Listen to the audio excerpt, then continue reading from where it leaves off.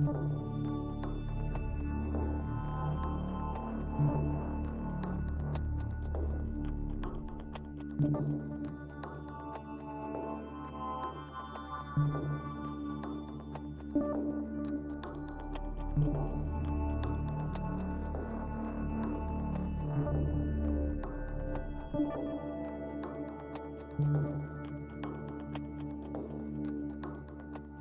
how Bo Nix is a first-round quarterback. I jinxed them really hard. I think it was a curse that I put upon them because We own you again. Roll Tide. This is my shocked face. That's why I'm in my feels this week, DJ. If it ain't broke, don't fix it.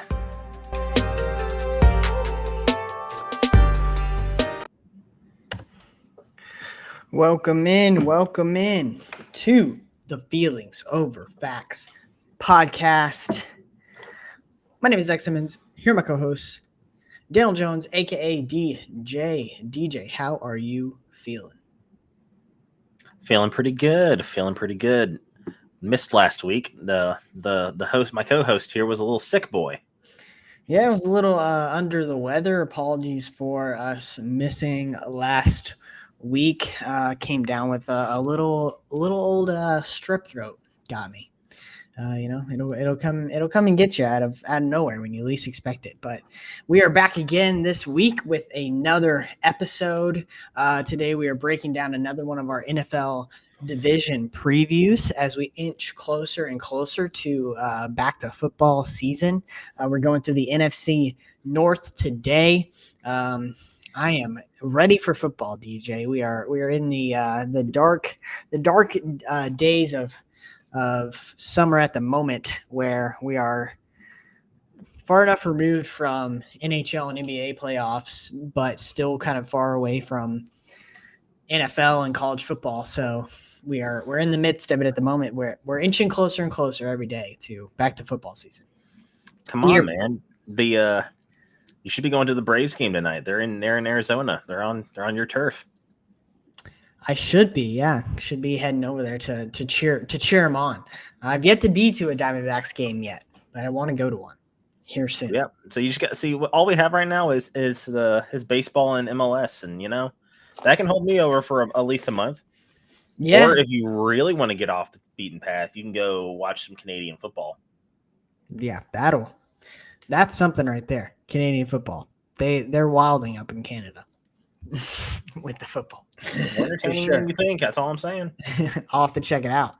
Well, thank you all once again for joining us on another episode. If you're not yet subscribed to the Feelings Over Facts YouTube, we stream all of our episodes live on YouTube. You can go check it out there and give us a subscribe and a like, as well as throw any questions in the chat whilst we are recording. We will answer any of your questions or comments, as well as head over to the Feelings Over Facts Instagram and TikTok that you can see down below there on the screen if you are watching us on YouTube. As well, if you would like to support the podcast, head over to patreon.com/the Feelings Over Facts podcast, and you can support us there. All right, DJ, let's get right into what missed today's show. Titans are in the news today. One of the biggest headlines in the news today. The Tennessee Titans signed former All-Pro safety Jamal Adams to the roster today. I know it's in what missed the show, but go ahead, DJ. Give me your 30-second take on Jamal Adams to the Titans. It's going to be an interesting pickup because I don't know exactly what he's going to be doing. Is he going to be down in the box, or is he actually playing coverage? Because if he's playing coverage, then I'm a little worried. Guy's not a great cover guy. He's a tackler. He's basically a glorified linebacker. He's better than he's I think better than Elijah Molden, who's currently their backup safety at the moment. He's a good veteran presence. I don't think that they're bringing him in there to be a starter. He's a little bit past his prime, I would say. So I think it's a good pickup, a good veteran person for a position group that they're kind of lacking at the moment. What else missed the show? Team USA beats Canada in the pre-Olympic scrimmage last night by 14 points. So Canada is, I would say, probably the second best team in the Olympics this year. as far as like all around teams. And USA beat them by 14 last night, which is a good sign going into the Olympics. And finally, what missed today's show, federal courts are in the process.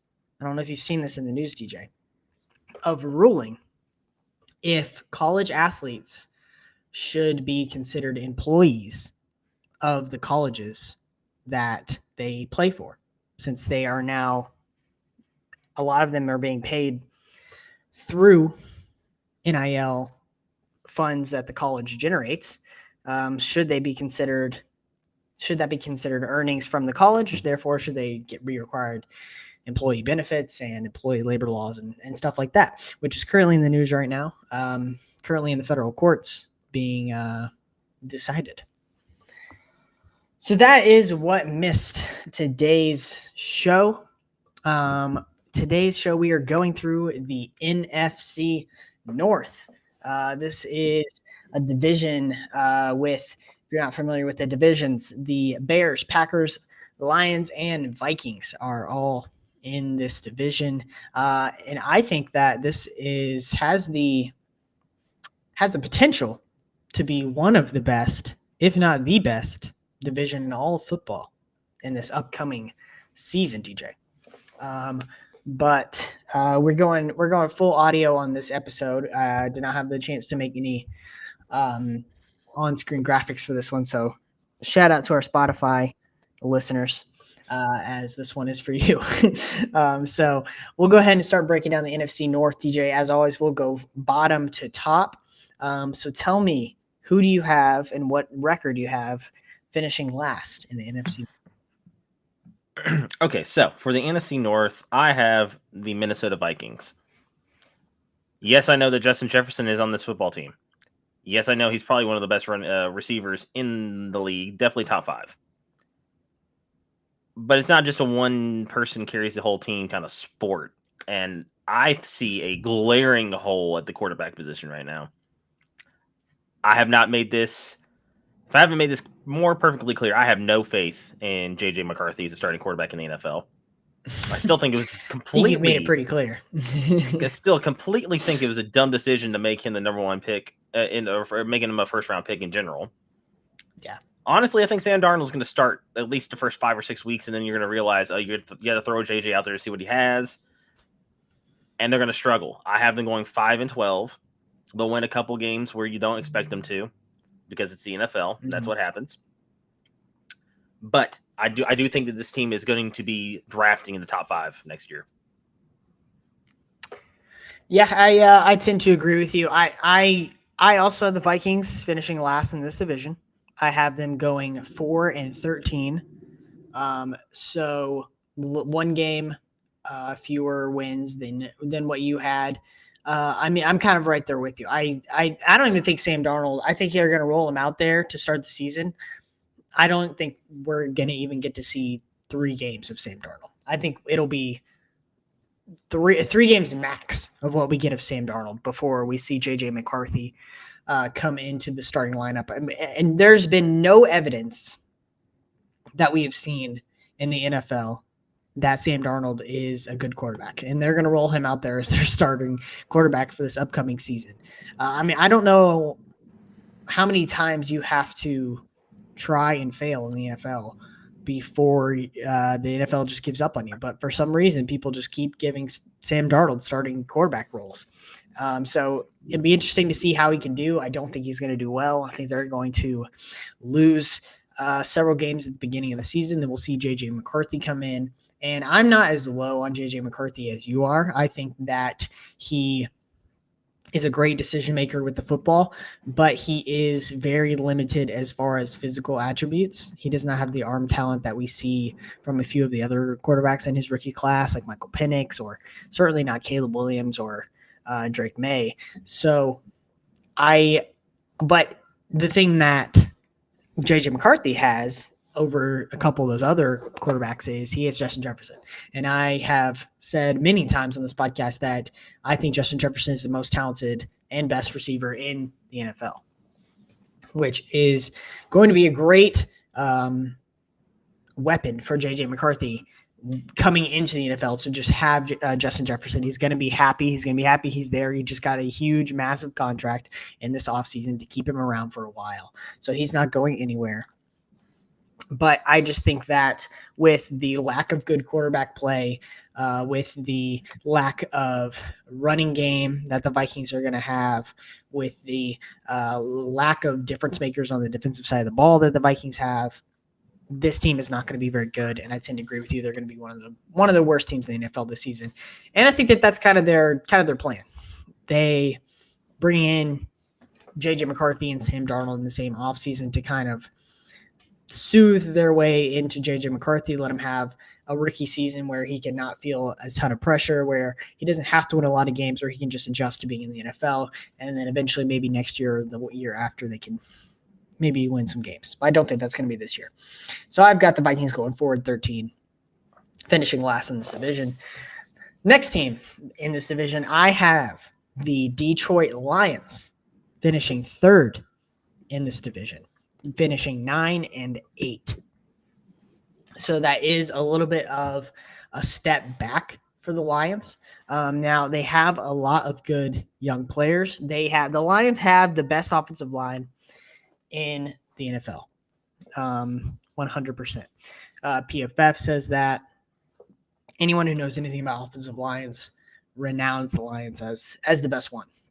And that's really important because last season, when he was pressured, Jared Goff was the worst quarterback in the NFL last season.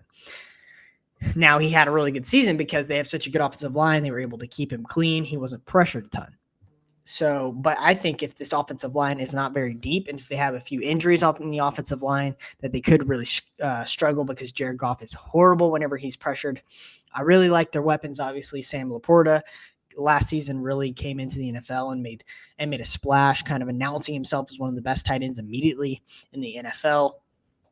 You have Amon-Ra St. Brown, who is another super, super talented receiver that they gave a mega deal to this offseason.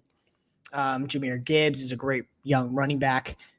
So the Lions hit in the draft last year with Gibbs and Laporta, which is huge because they needed some weapons to sign Jared Goff with. And I don't necessarily think this team is going to be bad. I just think that they really overachieved last year to what Jared Goff is capable to. And I think that, and they were the healthiest team in the NFL last year as well. They had the fewest amount of injuries. And I think that we could see a little bit of regression with the Lions. I mean, not every team that did well last year is going to do good again this year. I think this is a case that we might see with the Lions, that they take a little bit of a step back, still are contending for a playoff spot, but finishing third in this division because I think this division is so good. Well, second, I do not have the Lions second, or third, sorry. Third. Yeah. I have the Bears third. Okay. I think they take a little bit of a step up. I do think that Caleb Williams helps them out a little bit. I'm not super high on him off the rip. I think his last year in college really showed some of the struggles that he's going to have, especially this first year. So it really depends on how well the coaching staff is with him and how good the situation is in general. I have them going 8-9. So I like a lot of the moves they've made. They've added some key pieces on the offense and defensive side of the ball. I love Kevin Byard with all my heart. That guy is one of the best Titans to ever grace the field at Nissan Stadium, and I will always thank him for that. But now he's a Bear after being traded to the Eagles last year. Yeah. They went and got DeAndre Swift, who I think is also a good player for them, and will take some pressure off of Caleb Williams, which is going to be important. Also, he's in an offense which I'm sure they're actually going to run the football. Yeah, because I still don't understand what Sirianni was not getting him the ball at all last year for some time. Like, it's random spans in the season, he just wouldn't get the run game going as well as he should have in Philly. And I think that DeAndre Swift's one of those players that if you give him the ball and give him the carries, he stays healthy. He's a great back. I think he's going to be a huge help. They went and got some receiver depth and help for this young quarterback with Keenan Allen. You went and drafted Rome Odunze, who you're hoping to team up with Caleb for the next couple of years. Yeah, I love that pickup. I think that this Tight end room with Cole Kmet, if he stays healthy, is solid. And can their tackles, stay healthy and go through another year of some good play? Just keep Caleb off his back, and I think that this defense is going to take another step too.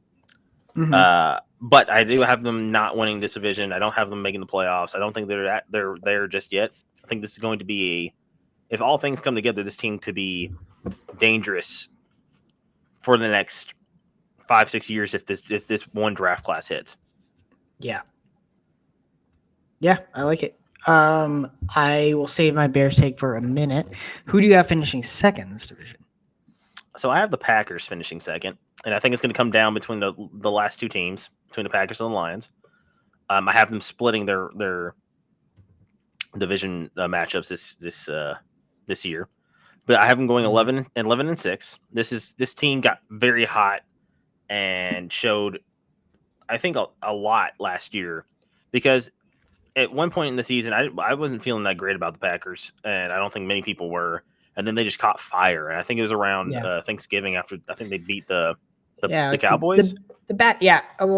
Yeah. I think it was the Cowboys. There's the back half of the season. They turned it on. Jordan Love specifically. Yes, and them going and getting another running back who can be a bell cow in Josh Jacobs. I think that's going to help. I think this receiving core, who's very young and very exciting, they don't have like a superstar, but they have a good receiving core. Yeah, and I think that they have their quarterback's trust, which is important. Yeah, and their defense still has some key good pieces. So I think this team is just going to kind of run it back in a way where they're going to be better than people expect them to be. I expect this team to be a lot fighting. of people expect the Packers to be good. Well, all right, that's fair. Probably misspoke on that. Let me say, I think you expect the Packers to be a wild card team, if not fighting for this division. Yeah. So I have them second. Yeah, I like it. I am right there with you. What did you have the record? I have them going 11-6. Nice. I also have the Packers finishing second in this division. I have them going 10-7. I think that we saw a lot of good things from the Packers in the back half of the season last year.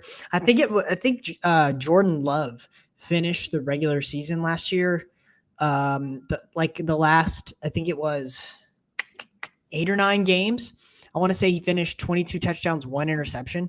He was a top 5 quarterback in the NFL the back half of last year. And in that game against the Cowboys in the playoffs. So if he can continue that mojo he had going, I think that's why a lot of people are really high on this team, because they didn't really finish last year with an incredible record, but they just looked so good in the back half of last year. Jordan Love looked good. They have the best young receiving core. They don't have I wouldn't say the best receiving core in totality, but all of their receivers are in their first or second year, and they're all really good. I mean, you have Christian Watson, Romeo Doubs, it's Jaden Reed, right? Or is it Jordan Reed? I think it's Jaden Reed. And then Jaden Reed. Yeah, and then they have a couple of good young tight ends as well. I mean, this offense is really, really young and talented. And then you mix in a veteran bell cow type running back that they picked up with Josh Jacobs. I think that this offense is going to be a recipe for success, and I think that they're going to have a really good season. I've got them winning double-digit games, winning 10 games. You've got one of the best corners in the NFL as well, with Jair Alexander on your defense.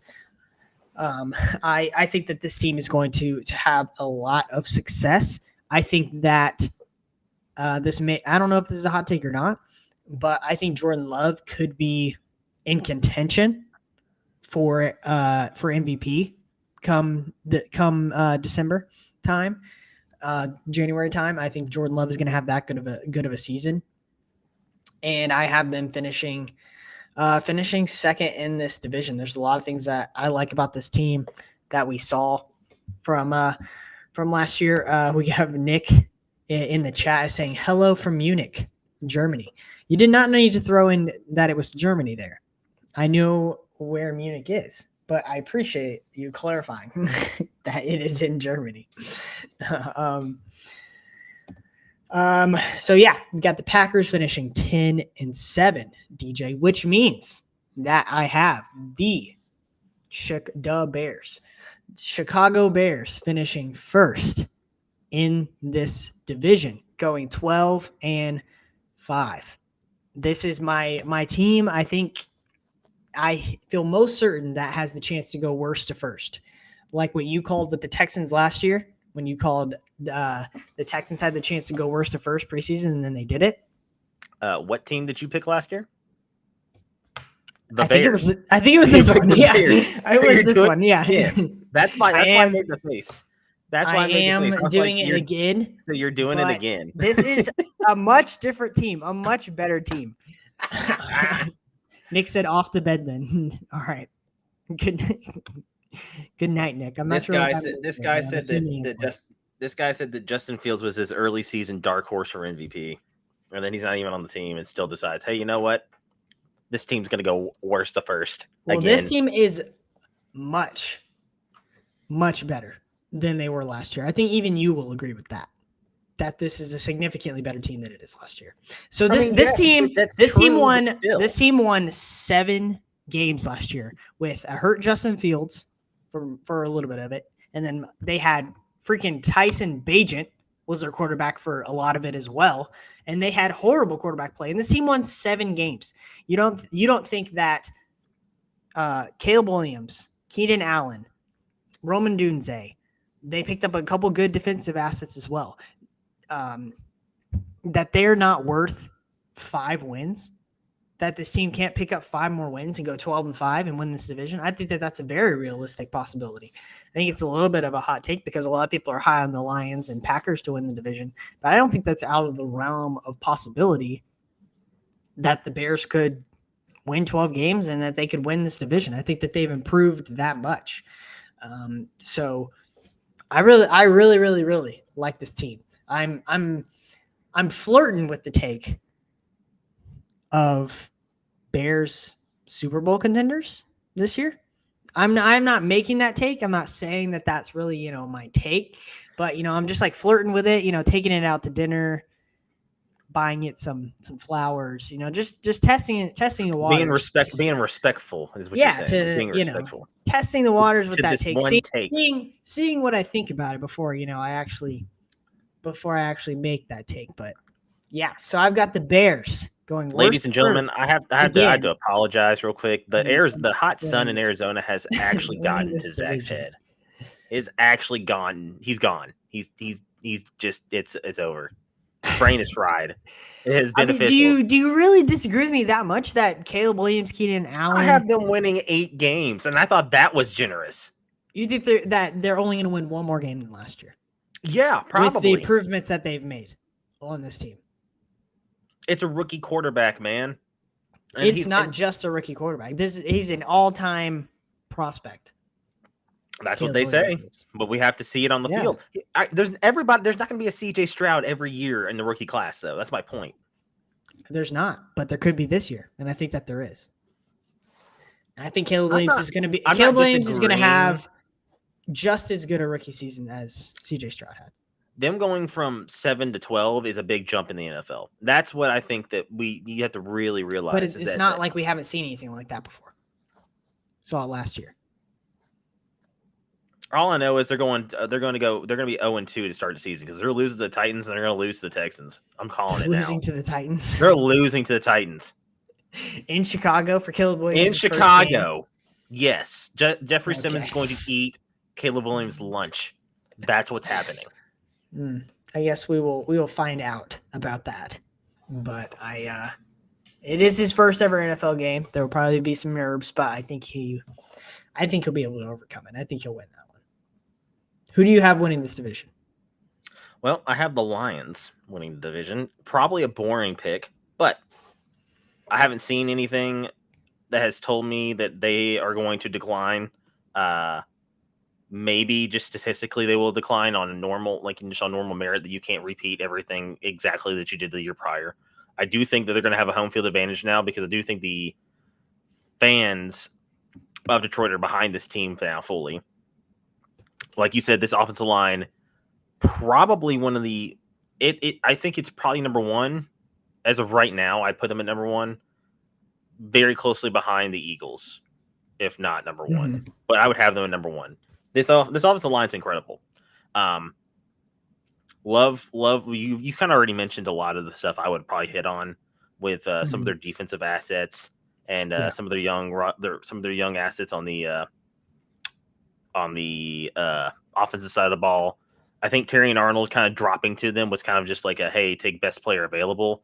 Now, Yeah. don't get me wrong, Terry and Arnold's got like all the physical attributes, and he's got good technique when it comes to being a coverage corner. And this team has so little holes on it that they could kind of just really take wherever they wanted.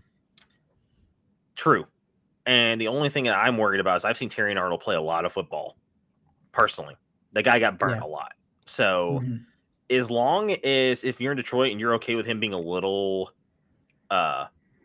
aggressive, then I think you got a solid corner. He's got the speed, he's got the size, he's what you want in an outside corner in the NFL nowadays. Um, I was Yeah. I was always a little hesitant on Terry and Arnold in general, Right. but I still think it's a good pick. Like you said, Laporta is an insane tight end. That guy's the next tight end wave to come in and be just absolutely incredible. I don't know Yeah. what they feed their tight ends information wise and at talent wise in Iowa, but it works. Yeah. And it's He's incredible. good. It's incredible. I mean, just it all started with Tight Dallas end Clark. you. It all started with Yeah. Dallas Clark, and it's kept going, and it's just insane. Um, but the real big thing is another year with Jared Goff, who's been pretty good. So when he first got there, I think everybody thought that he was just going to he's going to go there just to play out his contract. They're going to drop him. Well, he just got a big extension. Guy played Mhm. unbelievable last year. If he plays unbelievable again this year, I would say that he could be a dark horse for an MVP candidate. Yeah. I mean, if he has the Lions at a certain like to a certain point in a certain part of the season, and his stats are looking good, dude, I could see him being an MVP candidate. Now, Yeah. is he going to win it? I have no idea. Probably not. He's not the sexiest player to watch, I Right. must say. But love this team. It's hard not to cheer for Detroit unless you're a fan of one of these teams in their division. Yeah. But It's a as somebody that has no dog in the fight, it's just fun to see a fan base like Detroit finally get a team that is That's good true. and it has If high the expectations. Lions are able to put it together and somehow win the Super Bowl this year, it may be the most dead even win-win trade that I've ever seen in professional sports. The Matthew Stafford for Jared Goff and first round picks trade might end up being one of the most even win-win trades ever. Because And we all, the Rams take Matthew Stafford and they go and they win a Super Bowl with a real win now trade. The Lions get all these picks and they get Jared Goff, who ends up being pretty good, and they go and win a Super Bowl. I mean, that's just a win. Like that trade worked out perfectly for both teams. we have to get a lot of credit to the front office in Detroit too for drafting so well, because you can get the assets, but you have to hit on your picks, and more than not, they have hit on their picks. Yeah, Gibbs and It's just Laporta in the same draft is yeah. incredible. I mean, we talk about Amon Ra in the fourth all we want to as well. I Yeah. mean, literally just sitting there and just letting Penei Sewell fall into your lap. Like, darn, we get an all pro right tackle. Yeah. Darn. Like, what's wrong with that? I mean, it's the Okay. Jaguars' fault for passing on Aiden Hutchinson, but yeah, they really let the He's been Lions scoop incredible. him up. He's been incredible, honestly. I think a lot of people thought he wasn't going to be this good because I think people thought he was just bigger and faster than most people in college. Guy's been insane. Yeah, he's been much better than who they draft. Walker, what's his first name? Trayvon Walker. Trayvon Walker. Yeah, he's been much better than him. I mean, he had 11 and a half sacks last year. Anytime you get over 10 sacks as a pass rusher, it's a pretty darn good season. Now, if you're doing something. Just for some comparison's sake, let's go look at Trayvon Austin's sacks just before we say anything else, because it's only fair to talk about, if we're going to talk about the comparison, to compare his stats last year. He had 10 sacks last year. I think he's doing okay. Trayvon Walker did as well. He had 10 sacks. Now, on the other end of that, Josh Allen had what, like 17 and a half. Right. So I mean, Yeah. can't really blame the I guy. feel like Hutchinson is renowned as a much better pass rusher than Walker is at this current moment. I think. To Aiden's credit, he doesn't have another pass rushing mate that takes heat off of him. Yeah. If you watch, and I urge you to go watch the Lions game this year. You watch Aiden Hutchinson play football. The guy has a motor that just goes. He does not Yeah. stop running. It's He is insane. relentless. It's This is true. incredible. So Yeah. enough of gushing over Aiden Hutchinson though. All right. So you have the Lions winning the division. What was the record you had them going? I don't know if I actually said. I have them going 12-5. I have them being one of the better records in the NFC. Nice. I think they're going to be the second. 12-5. We'll put them up there as contending for the number one seed. I have them being second or third in the NFC if we're going based on just our predictions, and I am. I'm gonna hold myself to it. I have them being behind the Niners, which I think is a legitimate argument. Yeah, for sure, absolutely. So that is our NFC North Division preview. We will recap our picks at the end of the season and see how we did, how accurate we were. But we move on to the coveted AFC next week, where we will be talking about one of the AFC divisions that has not yet been decided, but it will be decided. And we will talk about the AFC. All right, DJ, let's move right on to the most profitable segment in all of sports, the Feelings Over Facts Bets of the Week. What? So let's go ahead and you want to go first with your Bets of the Week, or you want me to? You go first because I'm having to do my 2-step verification to get into DraftKings. By the way, DraftKings, if you want to sponsor us, that'd be cool. Yeah, please do, DraftKings. All right, my bets of the week. I only have two because there are a lot of sports going on right now that I have no idea how to bet. But you want to take a guess? Come on, dude. You're one of the best people I know at just throwing a dart in the dark and still getting a bullseye somehow. Okay, you want me to give you a random third bet for my third bet and see what happens? Okay. I do. And then I want you to place it. The third one only. Here, while you're doing that, I'll tell you mine. Okay. Well, I've got it. Oh, okay. Wow, that did not take long. I'm a little worried now. It starts in 30 minutes. The Tampa Bay Rays are beating the New York Yankees tonight. It's even money for them to win. Okay. Tampa Bay Rays money line. That's my third pick. My first two are the Euros and Copa. We'll start with the Copa. Argentina are winning. I mean, I don't know what else you want me to say. They've been the best team the entire tournament. Colombia is coming off a extremely dramatic finish against Uruguay, where they were literally fighting the fans. Tempers were flying in that. I think that Argentina is coming to this game with a much cooler mindset, and I mean, they have the GOAT. What else do you want me to say? Argentina money line against Colombia plus 120. And then finally, to conclude the Euros, we get the best team offensively versus all tournament versus the best team defensively all tournament. You've got Spain versus England. England narrowly defeating the Netherlands in their last game. I'm taking Spain in this one. I think England certainly have a chance. I think that if they somehow are find a way to shut down these wingers that Spain have with Williams and Yamal, who have just been freaking crushing it all tournament, that they'll be able to beat them. But I don't see that happening. I like Spain in this one, plus 145 to win in the 90 minutes. And those are my three bets of the week. All right. So I got two MLS bets, and I have an MLB bet. The MLB bet's tonight. MLS is on Saturday, so we will have to wait and see. I'll go MLS first. I'm going two underdogs on the road to upset on the road, obviously, because they're on the road. Yeah, obviously. I'm going with the Vancouver Whitecaps over St. Louis City SC. I like that one just based because on odds. Really, there's no other reason. Right. St. Louis is a better team, but I think Vancouver can just get a sneaky goal in there. Yeah. Fafa Pico. He's going to score a goal. I'm calling it now. Fafa. Love that dude. Then I'm going with the Seattle Sounders. I don't know if they're actually a road dog, but their odds were like plus 165 on the road, and I was like, Seattle's better than Austin. Let's go with Seattle. So Yeah. Seattle on the road. I like that one as well.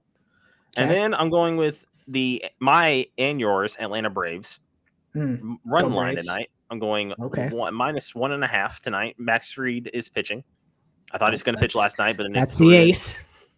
They threw in somebody else. Uh-huh. So I really like the odds. It's plus 145. Nice. We lost last night, so I think we're going to bounce back tonight. So I have us winning by 2 runs at least. I like it. Fried is usually good for a good pitching outing. So we'll see if he's got his stuff tonight. All right, let's move right on to our feeling of the week. DJ, what is your feeling of the week? Feeling of the week. Mm-hmm. I'm going to go with Zach is actually crazy for thinking the Bears are a Super Bowl contender if since he said he's flirting with the idea, but I just don't think I did not say they're Super Bowl contender. I said I'm flirting with the take. It's as real as his hat, which is cap. If they were in the AFC, I would say they had no chance.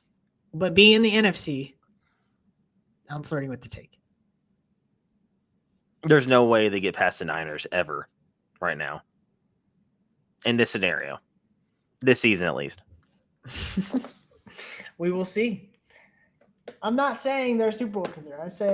You said you were flirting with the idea. Yeah, I'm coming around to it. Well, I'll do some more research. Well, I'll make an official take if I feel so inclined to do so. We will see.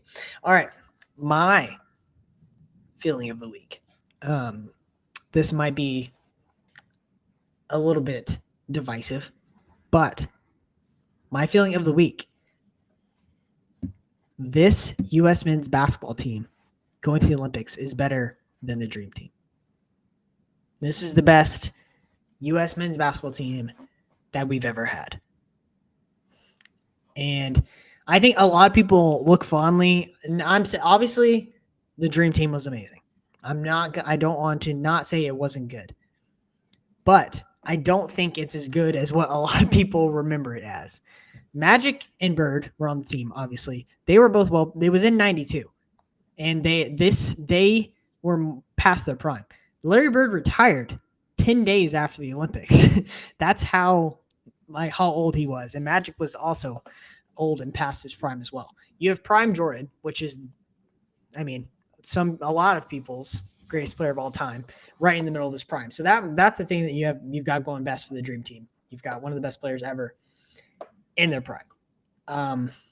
The Dream Team was amazing, but they did not have the level of depth that this team has. You've got guys like Devin Booker and Anthony Davis that are bench players for this team. Anthony Davis is better than Patrick Ewing, who was on the Dream Team, who's their main big. Hakeem, I guess, was also there. No, he was pretty good. What? Hakeem Olajuwon was not on the Dream Team. He wasn't? No. Well, I guess that makes my point even better then. You're like, no. This team is better than the Dream Team. Why was Hakeem not on the Dream Team? Because he's not American. Says who? His birth certificate in Africa. Oh my god. I guess since he played in the NBA in the 90s, I assume he was American. Killing me. Sounds like he's not. But yeah, that's my feeling of the week. Can you tell me who was all on there? Can you tell me who's on that team? Not Isaiah, because they didn't let him on the team. Whereas I feel like Isaiah should have been on the team. He would have been their best guard other than Michael. You got Magic, you got Charles Barkley, you got Patrick Ewing, you've got Bird, you got MJ, obviously, Clyde Drexler. Who else was on there? David Robinson. They're only big. Yeah, you say they're only big, and then you just casually mention the Admiral real quick. Okay. Yeah. I mean, obviously David Robinson was very good, but I will take Joel Embiid, Anthony Davis over David Robinson and Patrick Ewing. I mean, Anthony Edwards is a way better young player that's on the national team this year than what they had with Christian Laettner. That you can agree with, for sure. It's not even comparable. What? Anthony Edwards is way better. No. We're not having this conversation right now. No. Why not? No. No. You're not going to sit here and compare 4-year Christian Laettner to a completely different athlete who is an absolute dog in Anthony Edwards. It's not comparable. We're not doing that. No. I'm just saying. No. They've got Tyrese Halliburton, better younger player than stop. Laettner. By the way, you forgot John Stockton, Karl Malone, Charles Barkley. I said Charles. Did you say Charles? I don't know. I'm just pissed off right now because wow, your comparisons just don't even make sense. Just a lot of the players that people highlight when they say the dream team were past their prime. Hold on. You could just say, just in general, you could just say, talent-wise, athletic-wise, yes, I would give you that. Because the brand of athlete nowadays compared to brand of athlete in 1992 is not even comparable either. So, like, that's fine. This team would beat the dream team. Okay. Basketball. So they're better.